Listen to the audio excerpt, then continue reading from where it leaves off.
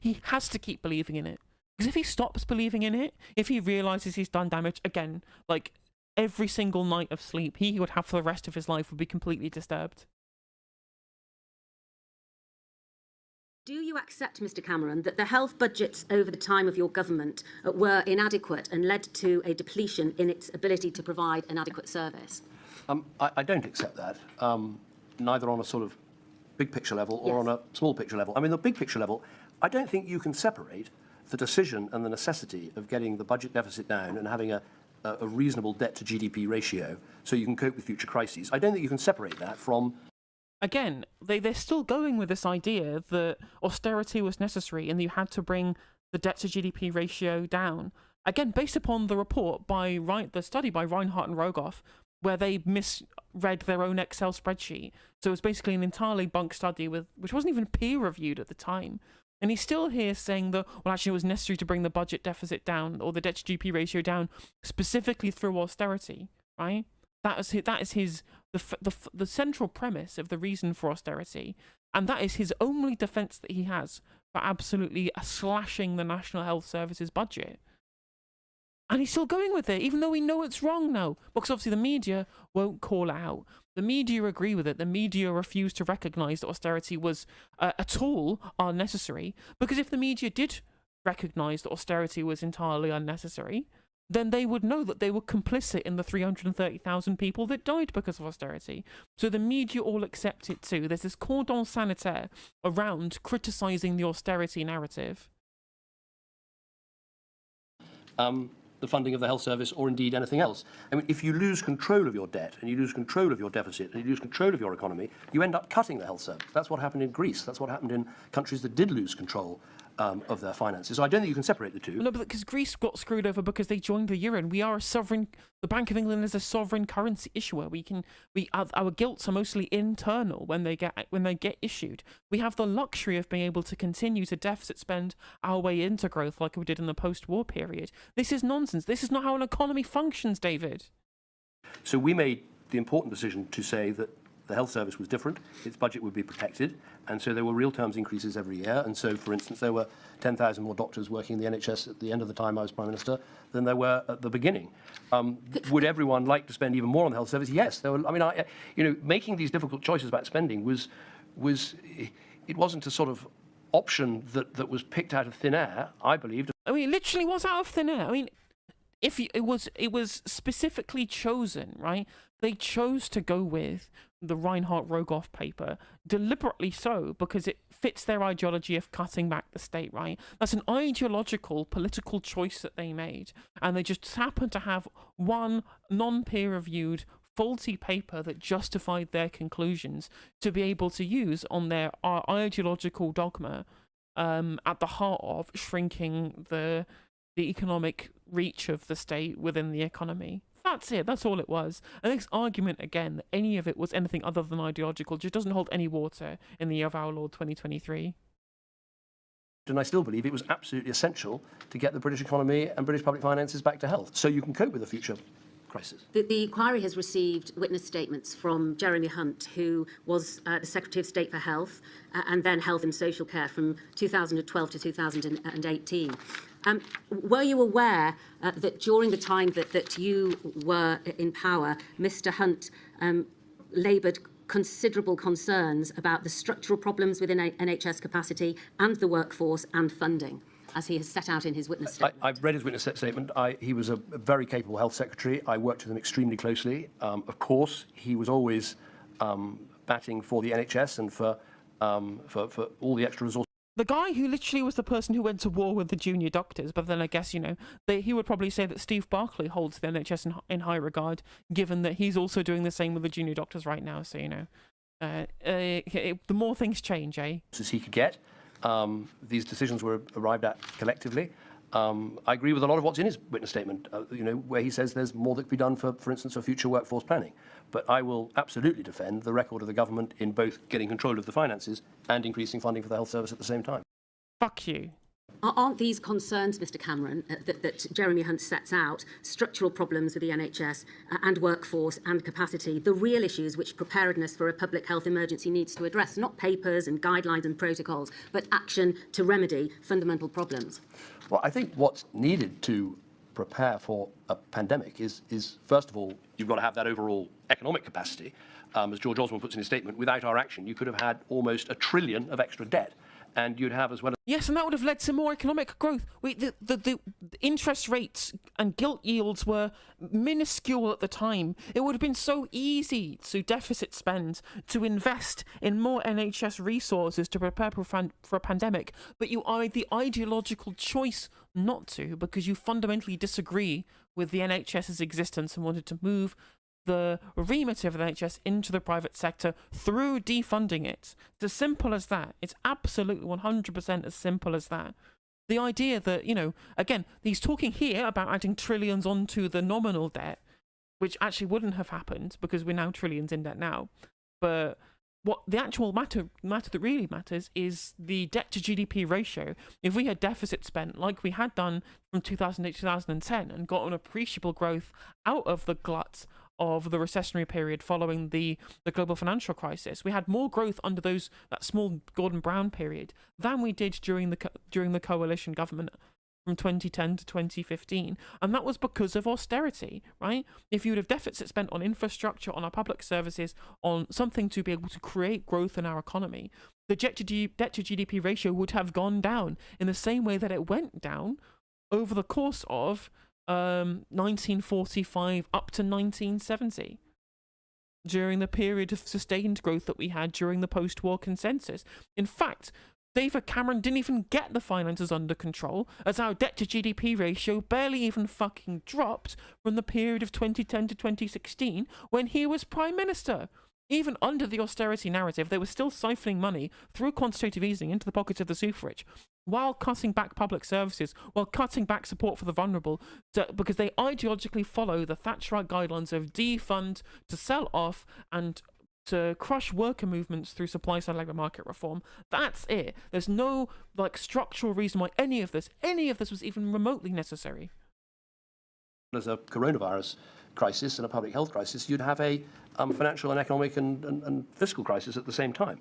But I think the answer to your question is that the best way to prepare is to have a strong economy, and the next thing you need to do is prepare for all of the relevant pandemics that you might face. And we've already discussed where the system, I think, didn't spend enough time on the sorts of pandemic that we did end up facing. Do you accept, Mr Cameron, that the government was repeatedly warned about growing pressures on the NHS? Firstly, from the Nuffield Trust annual statement in 2015, which detailed growing concerns that demand was outstripping... Loopy Mike with the resub. Welcome back to the stream for the 7th month in a row. Thank you, much appreciated for the support. And again, there were alarm bells were going off about the NHS constantly throughout the coalition government, and not just the NHS, but throughout every part of society. Right, we had a UN probe on human rights violations on disabled people because of the cutbacks to the care for the disabled. A United Nations probe, for fuck's sake. Didn't Macmillan calling it sell off the family silver? Yeah, absolutely. I mean, Macmillan is the only based Tory Prime Minister. Capacity and, quote, the warning lights on care quality now glow even more brightly. And finally, in 2016, in the Nuffield Trust annual statement before you left office, which stated slowing improvement in some areas of quality combined with longer waiting times and ongoing austerity suggests the NHS is heading for serious problems. It seems likely that a system under such immense pressure will be unable at some point in some services to provide care to the standards that patients and staff alike expect. Well, of course, there were pressures on the NHS, as there were pressures on many public services. But at the end of my time in office, I think public satisfaction with the National Health Service was still extremely high. I think the King's Fund, it might have been, was ranking it as one of the most successful health systems in the world. We'd virtually abolished mixed-sex wards. We'd got hospital infections down. We were carrying out 40% more diagnostic tests every week. There were successes in the NHS as well as pressures. But there are always pressures on these services, and our job was to try and sort out the economy, which we did, so we could then have bigger increases in health spending, which then followed. In preparation for your evidence today, you were invited to consider the witness statement of Professor Kevin Fenton, who is the president of the United Kingdom Faculty of Public Health, which is a professional standards body for public health specialists and practitioners with over 4,000 members.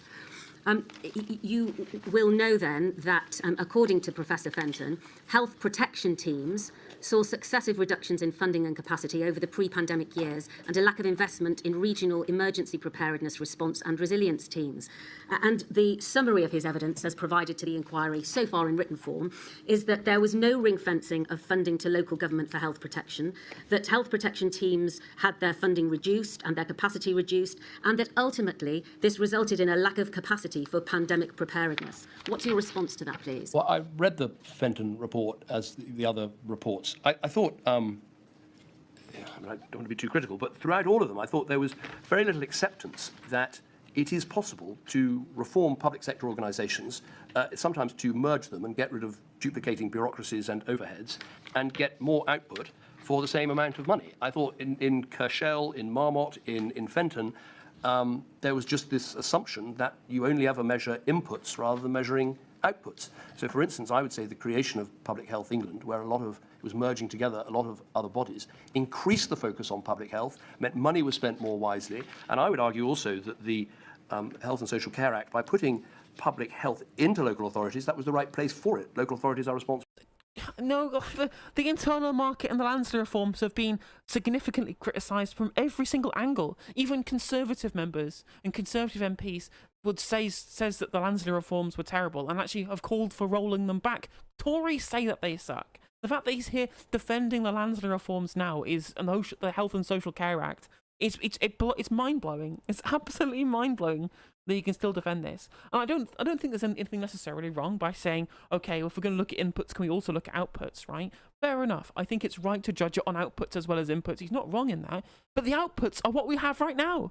The outputs are the structural failures which are at the heart, which underfunding is at the heart of, that meant that we were completely unprepared to be able to actually deal with some kind of serious health crisis, like, I don't know, a pandemic happening. The outputs that we are failing on, based upon the impact of austerity, is literally what we're seeing right now. So even by David Cameron's own metric that he wants to be judged on, he's already failing. For housing and for education and for licensing, and so making them responsible for public health is very logical. And even, I think most of the experts coming to your inquiry, I don't think people are arguing to turn the clock back and put it into the health service. So I think these were good reforms, and yes, we faced very difficult financial circumstances, but where we could, we tried to encourage the spending of money more wisely, and sometimes the merging of public bodies was a sensible thing, but they don't seem to give that much credence. Well, you've mentioned the evidence of Professor Sir Michael Marmot and Professor Claire Bamborough. You've clearly read their report, and you will know that they gave evidence to this inquiry on Friday.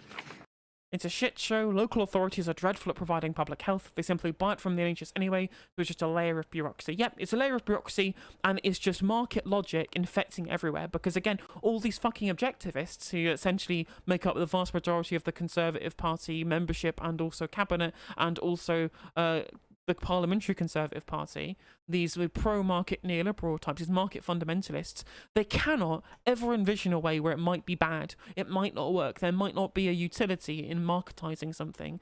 And so anything that they see which doesn't have a market in it gets created and gets marketised. That's kind of the fundamental premise of neoliberalism, to essentially infect every single facet of our existence with markets. That's why one of the reasons why I despise it so much. I don't think there's necessarily no situations in which markets aren't warranted, right? But health delivery from the fucking government is not one of those areas where we need an internal market. It's just ridiculous. Do you accept their evidence, Mr Cameron, that health inequalities increased during your time in office? Well, I accept, I've read their reports. Yes. I accept that after 2011, in lots of countries in the world, life expectancy continued to improve, but didn't continue to improve so quickly. Now, their conclusion is to look a lot at austerity and what have you. I'm not sure the figures back that out. We had some very difficult winters with very bad flu pandemics. I think that had an effect. We had the effect that the improvements in cardiovascular disease, the big benefits had already come through before that period, and that was tailing off. And then you got the evidence from other countries. I mean, Greece and Spain had far more austerity, brutal cuts, and yet their life expectancy went up. So I don't think it follows. And I found, there's one sentence in Bamber and Marmot that just baldly says, child poverty increased. Well, actually, the number of children living in absolute poverty went down. The number of people living in absolute Yes, because you changed the definition of what child poverty was. Not only was the NHS failing on waiting list targets, because they obviously changed the definition of what the waiting list target should be. George Osborne was the driver of that. Literally a communist. Thank you, Tommy Wiley, for the follow. Much appreciated. Welcome to the No Justice stream today. But also on top of that, they literally changed the poverty definition to make it look like they were not doing as badly as they were on poverty under austerity. Right? The mind-numbing level of revisionism these people just they will use specifically so that they can clean the proverbial blood off their hands. Because don't get it twisted, right? The blood is definitely there. The blood is definitely there. But they can just come here and just say, well, actually, no, we changed the definition so it's fine now. Utter scumbags. Absolute scum. Vermin. poverty went down. The number of pensioners living in absolute poverty went down very considerably. So So you don't agree with that? well, they've got lots of important evidence, and I've looked at it very carefully, and will think about it very carefully. But I did find that I found that they had leapt to a certain set of conclusions quite quickly, not all of which was backed up by the evidence. And they don't mention the evidence that I've just mentioned, which I think is quite important. Added to the fact that I agree with Professor Bamber that social and economic conditions have a big bearing on health inequalities, and so therefore the fact that there were 2.6 million more people in work, there were over 500,000 fewer children in households where no one worked. There were obviously a big dent in pensioner poverty because of the... Yeah, true. They were all in work, but did GDP go up very much? No. Did levels of poverty go down? Well, when you actually look at the previous definition, no, they didn't. And of course, were those good jobs people putting into? Were they 0-hour contracts? Were they gig economy jobs, right? Were these people were their multiple parents having to working multiple jobs to be able to feed their kids? These are all things that are definitely 100% true about that time period, right? Or people being put on workfare, for example, working in Poundland for nothing to be able to get their welfare payments. I feel sorry for David Cameron, gets into politics, fully believes what he's peddling, and then has to acknowledge that what he's believed in has badly come home to roost, almost as if he's having to reflect on messing up the country. Imagine being that dead set on your own beliefs to have them come and bite you in the arse. Neoliberalism. Hey, Tommy Wiley with a subscription, much appreciated for the support, as always, thank you. Fucking neoliberalism indeed. Of all the times to hear the subscription emote, all the times to hear the sub-emo is during my castigation of neoliberal doctrine. All right. If anyone else wants to subscribe so we can continue, or become a member so we can continue hearing the fucking neoliberalism alert sound, that would definitely set the mood and set the tone somewhat. No wonder Cameron left after Brexit got voted in. Yeah, what was the words of Danny Dyer? Run off to Nice with his trotters up, the twat. Yeah, true. Not a word of a lie from Mr. Dyer there in that regard. Don't feel too sorry his wife is rich as Croesus. That's also true. That's also very true. But to be fair, though, Donny, in fact that I don't think really and truly David Cameron was the ideological brains behind austerity. He was just kind of the acceptable face of the nasty party at the time. So really and truly, the ideological kind of progenitor of the neoliberal austerity movement specifically was George Osborne rather than David Cameron. Triple lock and the increase in the pension. These are positives as well, which they don't seem to get mentioned in the same way. So I had my problems with them, but I'm sure the inquiry can look at all the evidence and come to its conclusions. Do you accept that cuts to public health budgets tended to be largest in the most deprived areas, and that as a result, local authorities working with the most vulnerable populations faced the biggest challenges in carrying out their public health functions? No, And that's, again, another reason why the internal market sucks, because it always is going to, naturally, as the fault of it being a market, deprive the most worse off areas the most, right? That's naturally going to mean that the richer areas get access to a better healthcare, not just because they can afford to go private, therefore lessening the load. Actually, not even lessening that load that much, because they draw from the same pool, as there's been the criticism of Streeting and Barclays' future NHS plans, for example. But even so, right, the fact that it's all done through local authorities means that deprived areas are the ones that have the budgets cut the most, which is just typical kind of Tory pork barrel politics. I don't necessarily accept that. The way the local authority spending decisions were made was to try and make sure that the reductions in spending power in each local authority were broadly equivalent. And obviously, when you're looking at spending power, you've got to look at the grants from central government to local government, the business rate revenue, and the council tax revenue. And so, for instance, I mean, I checked this last night. The 2015 settlement was for no council should lose more than 6% of its spending power. And so that does affect different councils in different way in terms of their grant, but it affects them in a more similar way when it comes to spending power. And it's obviously the spending power that a council has that matters, and I think that's a better way of measuring. That people from lower socio-economic groups and minority ethnic groups would be more likely to be affected by whole system catastrophic shocks? I think it was well known, and I knew that when you have health pandemics of any sort, you get differential effects on different parts of the population. Yes. I think as coronavirus turned out, the biggest category, that's the wrong word, the biggest impact was obviously on older people. But many of our policies were directed towards lifting people out of poverty, the more jobs. What about all of the welfare payments that you cut? All of the Sure Start centres that were removed, all of the social services that had their budgets cut, all of the different plans for social mobility that disintegrated because of austerity cuts. How fucking dare you? How dare you, David Cameron, to come here into this panel and tell us that you as Prime Minister cared about getting people out of poverty? How fucking dare you, you absolute vermin, you piece of shit. Oh my God. What an this man needs to be sent to the fucking Hague for crimes against humanity. He really does. What an absolute scumbag. Absolute scumbag.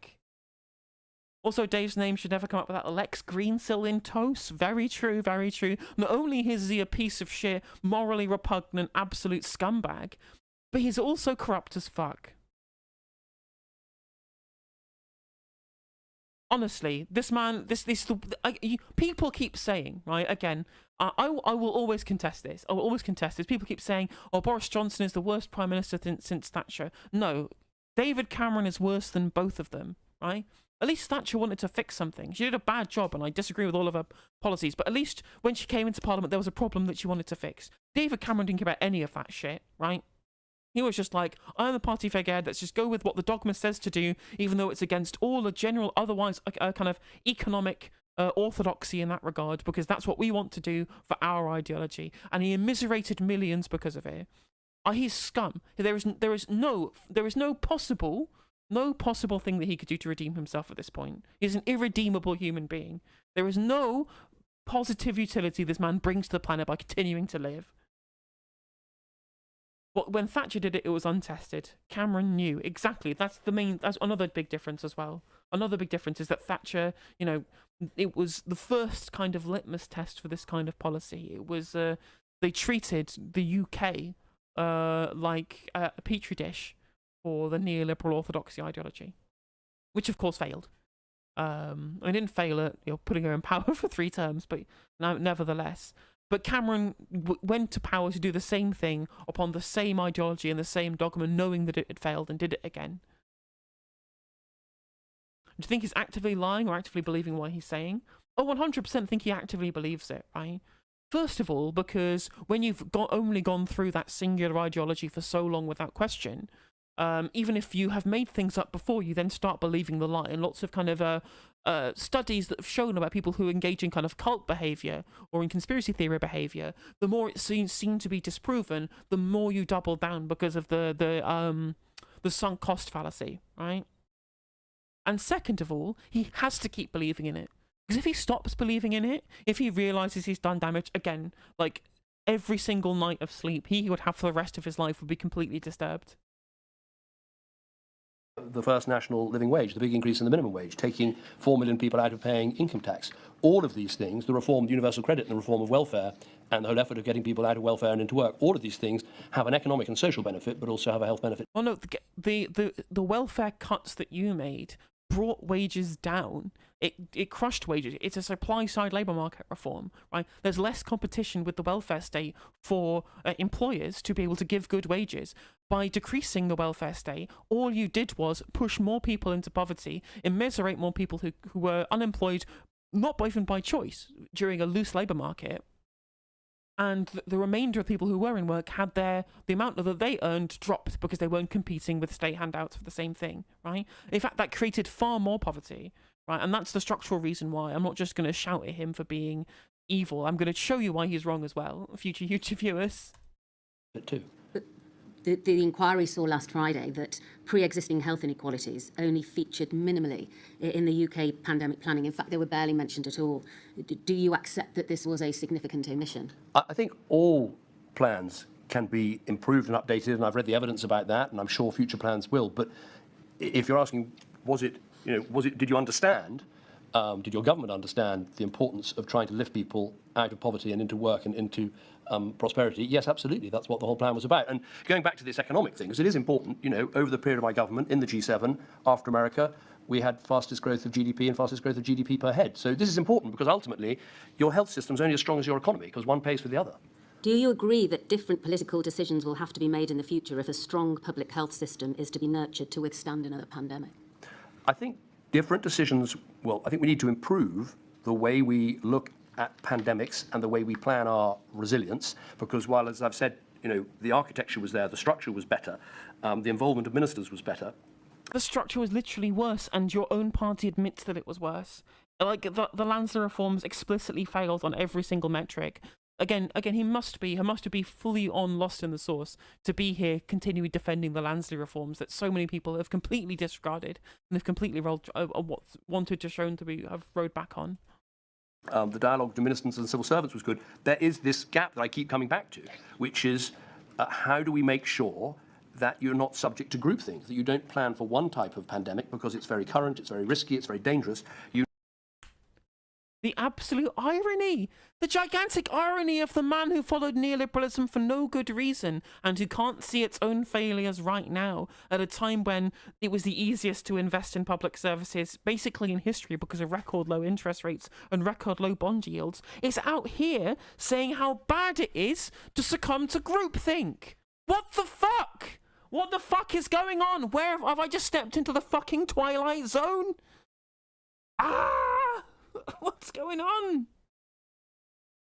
You need to have teams going in to question the assumptions. And I mean, the biggest one was this issue about asymptomatic transmission. I kept looking through all these documents, looking for what about a pandemic with wide-scale asymptomatic transmission. And if that question had been asked, then a lot of things would follow from that. In Jeremy Hunt's evidence, hospitals in Hong Kong had to have 3 months of PPE supplies. I was never asked, can we have funding for 3 months PPE supplies for every hospital? But had I been asked, we would have granted it. That's not expensive. That's not a huge commitment.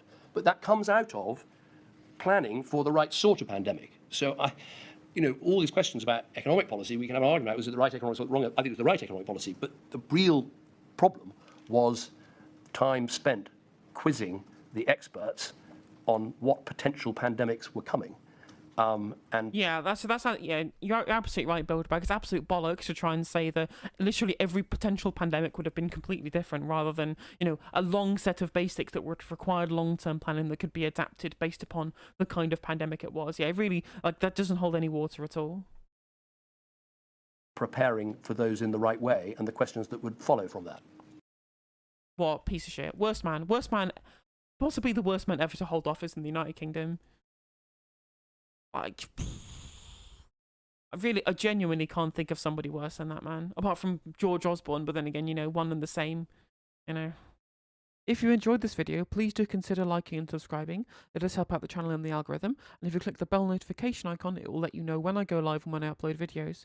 If you'd like to follow me on social media, my handle is @NoJusticeMTG, and that is Twitter, TikTok, Facebook, Instagram, Twitch, and YouTube. If you want to support my channel in a more financial manner, you can do so by becoming a member for just 99p, by super chatting, or by supporting me on Patreon, with the link is in the description of this video, and hopefully I'll catch you on the next segment.